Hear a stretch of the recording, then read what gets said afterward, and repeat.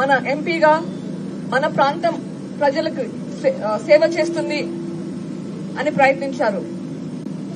ఆ ప్రయత్నమే ఆయన మరణానికి కారణమైతాది అని ఊహించండు కూడా. ఈరోజు మన ముందు వైఎస్ షర్మిలమ్మ గారు ఉన్నారు. వైఎస్ వివేకానంద రెడ్డి కోరికను పూర్తి చేయడానికి వచ్చారు. మీ అందరి సహకారం, సపోర్ట్ అందించాలని ప్రార్థిస్తున్నాను.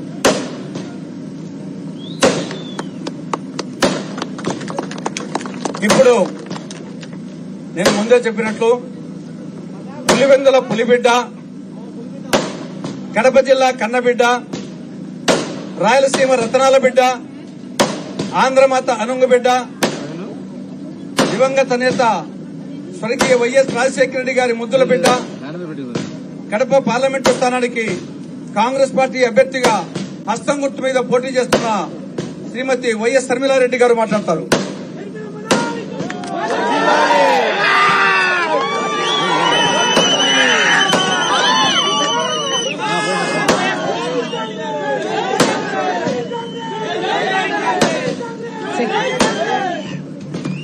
బద్వేల్ నియోజకవర్గ ప్రజలకు, చేరి వచ్చిన ప్రతి అన్నకు, ప్రతి తమ్ముడికి, ప్రతి అక్కకు, ప్రతి అమ్మకు, ప్రతి చెల్లికి, ప్రతి అయ్యకు మీ రాజశేఖర రెడ్డి బిడ్డ శిరస్సు వంచి చేతులు జోడించి మనస్ఫూర్తిగా నమస్కరించుకుంటాం.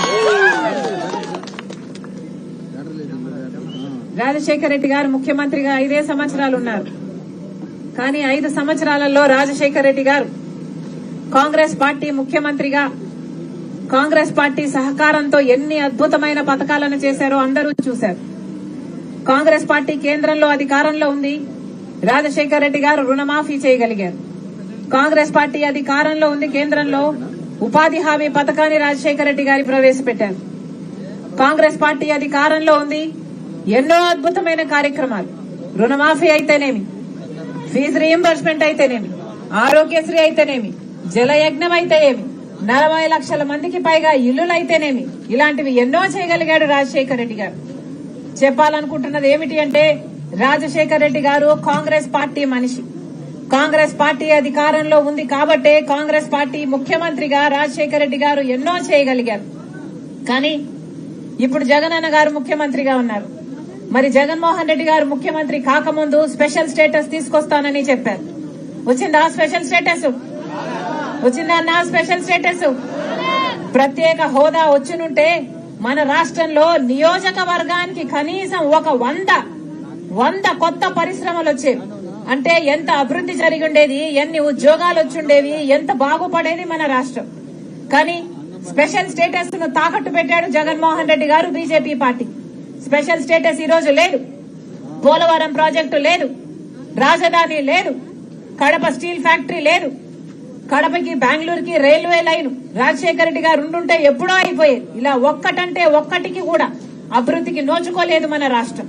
ఇవన్నీ ఒక ఎత్తు అయితే, ఈ రోజు రాజశేఖర రెడ్డి బిడ్డ కడప పార్లమెంటుకు పోటీ చేయడానికి కారణం అదే జగన్మోహన్ రెడ్డి గారు. ఎవరైతే రాజశేఖర రెడ్డి గారి తమ్ముడు వివేకానంద రెడ్డి గారిని హత్య చేశారో, మళ్లీ ఆ హత్య చేసిన వాళ్ళకే జగన్మోహన్ రెడ్డి గారు మళ్లీ ఎంపీ టికెట్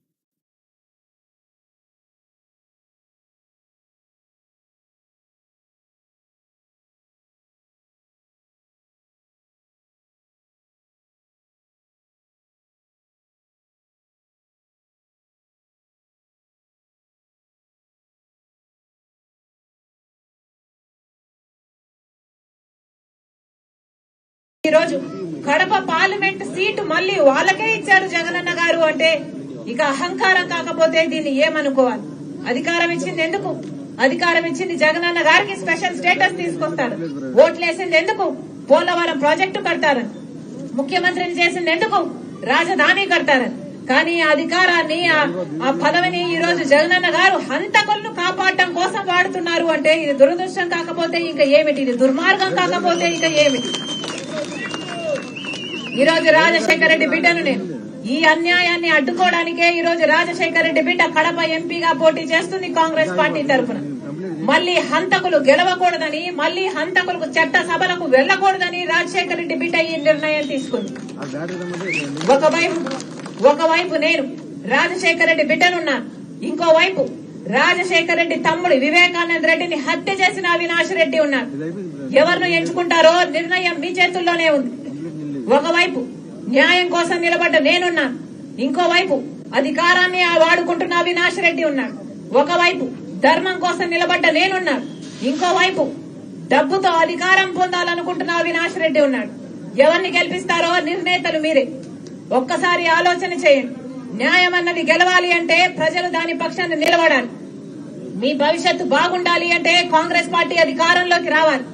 మన రాష్ట్రానికి స్పెషల్ స్టేటస్, ప్రత్యేక హోదా రావాలన్నా, పోలవరం ప్రాజెక్టు కట్టుకోవాలన్నా, మనం ఏ ఇతర ప్రాజెక్ట్ అయినా, కడపలో స్టీల్ ఫ్యాక్టరీ చూడండి ఎలా ఉంది దాని పరిస్థితి. పథకాలు శంకుస్థాపనలకేసే ప్రాజెక్టు గా తయారైంది తప్పితే ఒక్క అడుగు కూడా ముందుకు పడలేదు. రాజశేఖర రెడ్డి గారు ఉంటుంటే ఈ పాటికి కడప స్టీల్ ఫ్యాక్టరీ అయిపోయేది కదా. వాస్తవం కాదా? ఒక్కసారి ఆలోచించండి. మన బిడ్డల భవిష్యత్తు బాగుండాలన్నా, మన రాష్ట్రం అభివృద్ధి చెందాలన్నా, ఈ హత్య రాజకీయాలకు స్వస్తి పలకాలన్నా జగనన్న గారిని, అవినాష్ రెడ్డి గారిని ఓడించాల్సిన అవసరం ఉంది.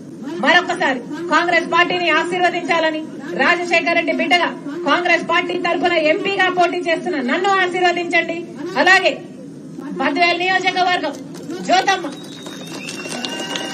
స్థానికురాలు, మీ దగ్గర ఉండే మనిషి, మీకు సేవ చేయాలనుకుంటున్న మనిషి, ఆశీర్వదించాలని, గొప్ప మెజారిటీతో గెలిపించాలని రాజశేఖర రెడ్డి బిడ్డ శిరస్సు వంచి చేతులు జోడించి మనస్ఫూర్తిగా కృతజ్ఞతలు చెప్పుకుంటుంది.